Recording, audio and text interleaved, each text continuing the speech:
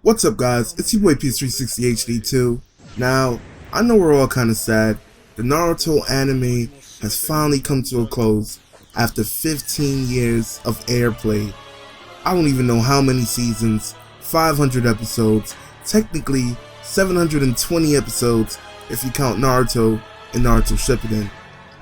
But with the ending of this series, I wanted to share with you guys my top 10 battles or top 10 fights from the series, in my opinion.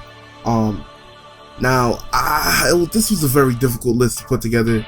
I almost didn't even want to number this list because you could rearrange almost any of these fights and put them 1, 2, 3, 4, 5, 6, 7, 8, 9, 10. Like it could, it's debatable. So what I'm gonna do is just gonna go ahead and try to number this thing off. It's gonna be difficult, but yeah. Coming in at number 10, we have Sasuke versus Deidara.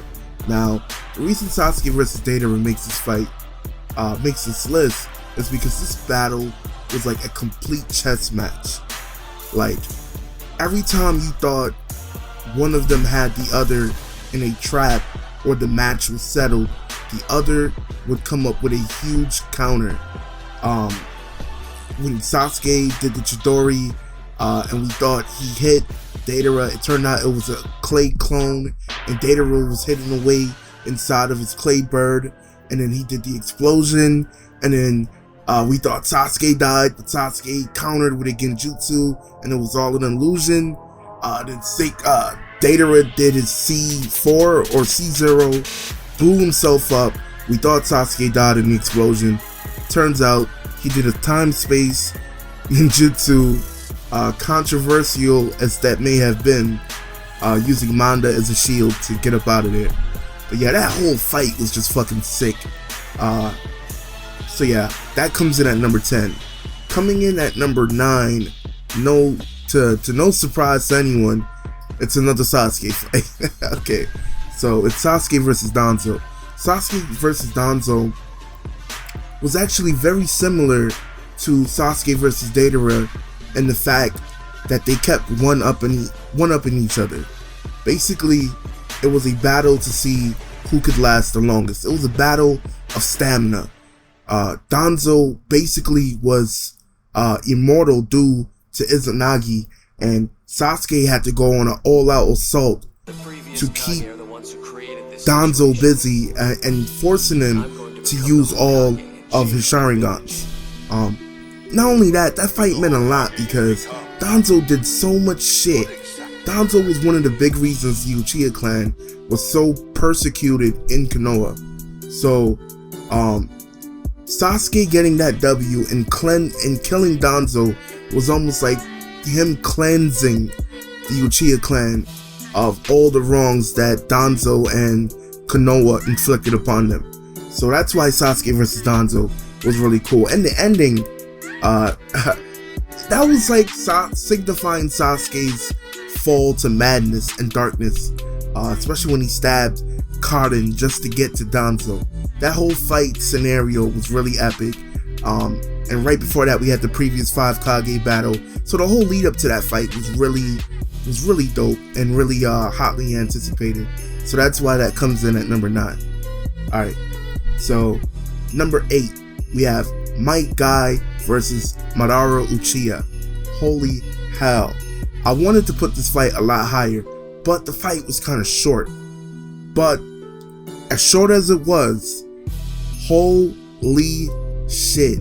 The green beast of Konoha finally rises. We see the 8 gates of death. Oh my god, Night Elephant, we get Night Guy. That whole moment was like one of the manliest, most badassest, toughest moments in anime history, in my opinion. It had the feels too, man, because we knew Guy was gonna die, so it was just like him putting it all on the line. And Guy was one of those characters that always preached youth. He was always one of those enjoyable, happy characters. So to see him put his life on the line like that and just go all for it was just an amazing thing. When he used Night Guy and he bent space, man, yo, look, guy fucking bent space. He's not Minato, he's just a taijutsu user. He was going so fast, this nigga bent space, yo. And Madara declared him the strongest taijutsu user he's ever faced. So, Madara versus Guy, number 8 on the list. Let's get into number 7. It's only right that I follow up with Guy's protege, Rock Lee versus Gaara. Rock Lee versus Gaara is the fight that got most people into Naruto. I mean, let's face it, that was like the moment. When you got to that episode, that was like the moment you realized that this series was going to be something special. This series was going to be hella epic.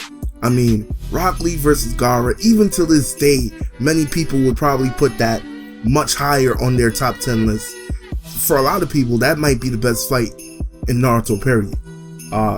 We had the hard worker Rock Lee versus the mysterious, badass, cold Gaara. And holy hell, man, when Rock Lee removes those weights, like, let me go back a little bit.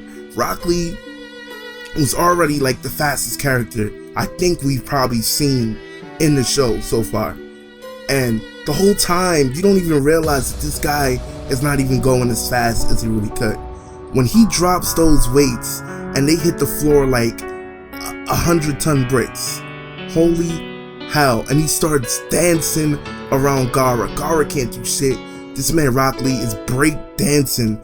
I'm talking about break dancing all over Gaara. And the moment he activates the 8 inner gates was like it was like a Dragon Ball Z moment. It really was. All that chakra started leaking out of him. He started beanbagging Gaara in the air just like a fucking beanbag. And unfortunately, our guy Rock Lee didn't come out with the win. It was such an emotional moment, such an emotional fight, because he was really pulling for Rock Lee to win. I wanted Rock Lee to win that fight so bad. I remember my sister saw, rest in peace to my sister, but I remember when my sister saw that fight, she even was like emotional about the fact that, like, she was really emotional about the fact that Rock Lee lost that fight. Like, and she wasn't even into Naruto, but she saw that fight and was rooting for Rock Lee to win that fight, which was crazy. So, but yeah, the fact that even after he lost that fight and he was knocked and rendered unconscious, he was still trying to stand up and continue to fight. That was like, oh, holy shit. That was just like a hallmark moment for me. It was just special. Rock Lee versus Gaara comes in at number 6. But yeah, let's get to number 5. Jiraiya versus Pain. Another really emotional fight. An unexpected ending. Coming into this fight, I really wasn't expecting Jiraiya to pass away in this battle.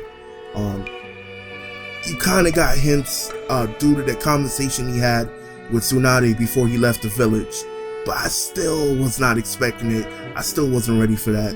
That was probably the hardest death I think in Naruto.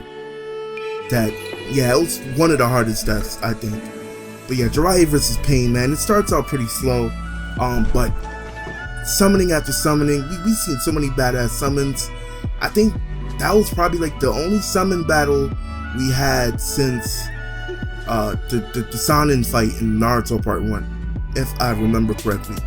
But yeah, it was basically a summoning battle in the earlier parts, and then Jiraiya goes Sage Mode, Ma and Pa, holy hell.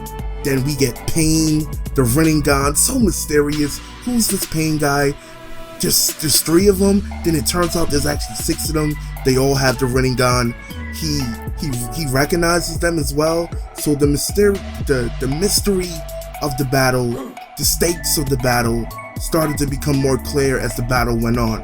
And then of course, Jiraiya, J-Man, realizes that he's not going to be able to make it out of this battle alive. Actually, I think he could have made it out the battle alive, but he realized that he had a great opportunity to pass on some information that could be useful for Konoha in helping defeat this guy, and he couldn't pass up the chance to get that info. So he stayed even though he knew he was probably gonna die. And yeah, that was a hard thing to watch. They crushed my man's throat. They spared him with 6 black rods. Man, that was tough. And it was really emotional seeing how Naruto had to deal with that afterwards too. He took it really hard. But yeah, Jiraiya versus Pain, man, instant classic, comes in at number 5. Alright, so at number 4, another really emotional battle.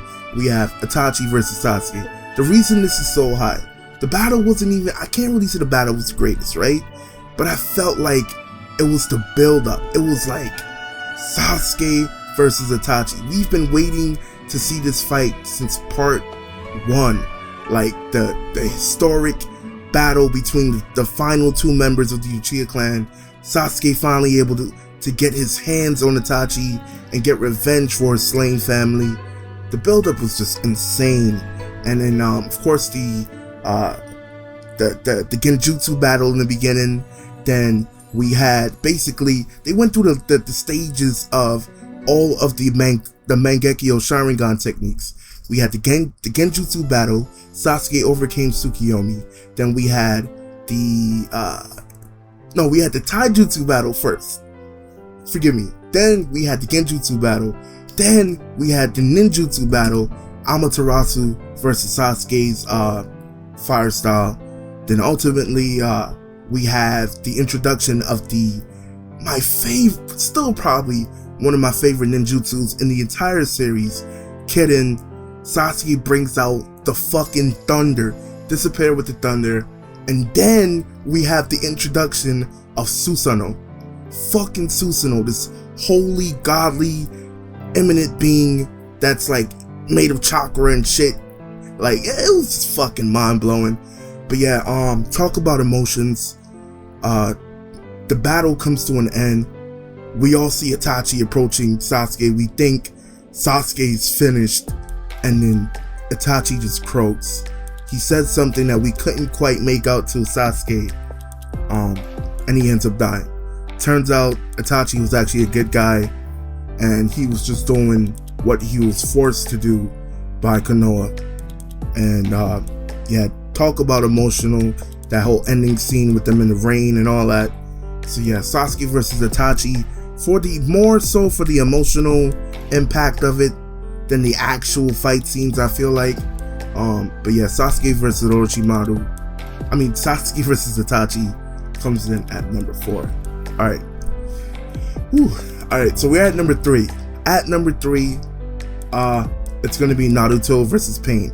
Naruto versus Pain was an event. That shit wasn't a fight. It was a fucking event. Like, from Pain invading the village and fucking up everyone.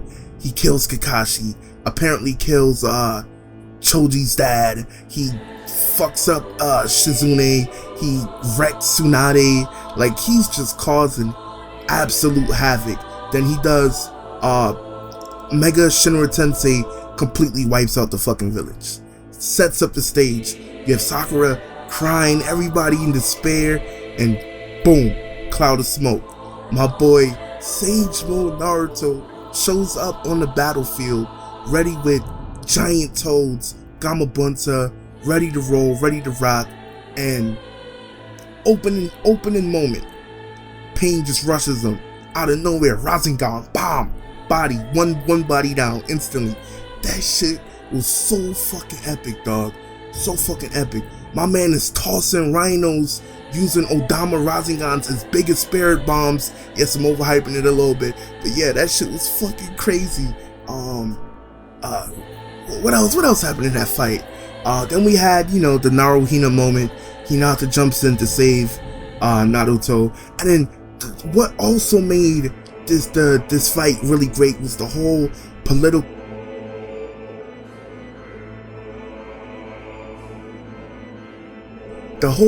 political argument between Naruto and Pain about what's right, what's wrong. They both are arguing with each other about how to achieve peace. They basically want the same thing, but how they're going about it are completely different. So yeah, we had that whole political thing in the background. But yeah, fuck the political thing, right? The fight scenes are just absolutely amazing. Pain kills Hinata. Naruto absolutely loses it. In come Kurama Kyuubi mode. Naruto is about to crack the seal. 8 gates. And who the fuck shows up? Who the fuck shows up? We find out it's Minato. Minato is Naruto's pops. It was such, oh my god, that was such a great moment to see Naruto finally meet his father. It was so sad because Naruto never knew his parents, and that moment was such a great moment for them to have a discussion and him finally get to know his pops, you know? It was really emotional, it was really dope. Minato seals back up Kyuubi, and Naruto heads back into the battle, defeats Pain with his Rasengan. They talk it out in the end, not the greatest ending in my opinion. They talk it out in the end though. Naruto becomes the hero of the village. Absolutely amazing fight. Definitely top 5. Alright, so on to number 2. I think you guys know what this is. Naruto vs Sasuke, part 1, Valley of the End. Let's fucking go. What do I gotta say? This is probably the pound for pound best battle in the series. Just on fight choreography, animation, emotion, impact, and this really changed the series because when I first saw this, I wasn't expecting Naruto to lose. Like, you watch shonen animes, right? The hero normally comes out with the W. Goku normally defeats Frieza. Goku normally beats Vegeta, right? Naruto threw a wrench in that when Sasuke actually came out with the W. I mean, we got Seas 2, Sasuke versus Kyuubi Naruto. Okay, look, I'm getting ahead. Let me go back to the beginning, right? Fucking fights start out. Sasuke's trying to leave. Naruto's trying to bring him back. It's really emotional. He says, I'm gonna break every bone in your body if I have to bring you back. We get a lot of taijutsu, a lot of back and forth about why Sasuke's doing what he's doing. And we really get to delve into the whole background and his ties to Sasuke's family, and we really see his motivation on why he's thirsting so much for power. He ends up hitting Naruto with a Chidori, almost killing him. That really shocked me. I really wasn't expecting Sasuke to plunge a Chidori right through Naruto's chest. Anyway, Naruto recovers, he heals, he starts fucking Sasuke up with the Kyuubi chakra. Sasuke awakens his third Tomo and his Sharingan. He starts countering everything Naruto does. Naruto steps it up, goes one-tail Kyuubi mode. Sasuke steps it up, go Curse Seal Mark level 2. That fight was fucking insane. And then of course we have the great Naruto Chidori versus Rasengan clash at the end. Sasuke ends up surviving and walking away with the W. And that moment when he's standing over Naruto as the sunlight comes in and closes in on Naruto's headband was just so emotional, such a strong impact, and I still feel like that's one of the greatest fights in anime history, in my opinion. And of course, that only leaves one fight left that has to be number 1. Naruto vs Sasuke, part 2, Valley of the End, part 2. Talk about epic, talk about scale, talk about power, talk about emotion, talk about just everything you could have wanted from that fight. Holy fuck. Taijutsu level. It was like the last fight, the first fight or the last number 2 fight, just bigger, better, and more extreme. Okay, where to start? Naruto Sasuke starts out taijutsu. Sasuke's using Rinnegan techniques, uses the Bansho Tenin, pulls Naruto in, hits him with an Amaterasu, Kagasuchi, flame, spike shit. Like, oh my god, like that was so epic. Naruto goes Nine Tails mode. Sasuke starts using Susanoo. They clash with Perfect Susanoo and Kurama. Bijou mode, Naruto clash. Sasuke whips out. Oh no, I'm getting ahead of myself.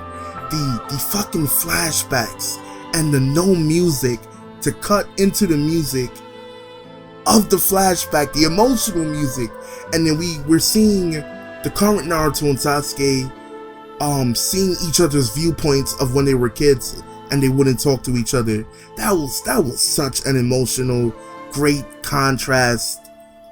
It was just special to watch that, and I had the privilege of watching that with my boys, you know, Afro Sheikis, Kabuki Sage, Papa Brother, all those dudes. It was just a special thing to see that culmination of Naruto, all that angst Naruto had, all that beef is finally being settled.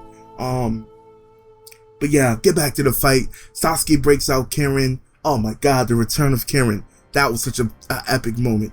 Sasuke breaks out Kirin, and then Sasuke basically says, you know, I'm gonna kill you, and this is my revolution. He brings over the Chibaku Tenseis he used earlier to seal the Bijus, and he sucks all their chakra out and uses his Susanoo as a container and turns that into some godly lightning demigod shit. Like, oh my god, like that. This whole fight was just insane. The stakes were insane. Naruto didn't back down, but yeah, after the giant Megazord battles, we just got a brawl, a dirty brawl. Like, it was just a fucking barroom brawl, man. They slugged it out. These guys lost tools, bleeding everywhere. They fought until the sun came down and they had nothing left. They were throwing duds. They were basically exhausted. Sasuke uses the Rinnegan to steal Kurama's last bit of chakra that he forged for Naruto, and then we get the final clash, Rasengan versus Chidori. We have all of the friends and family that Naruto made over the course of the series supporting his Rasengan, and shamefully I missed it the first time that I seen it. I didn't see Itachi's hand supporting Sasuke's Chidori at the end.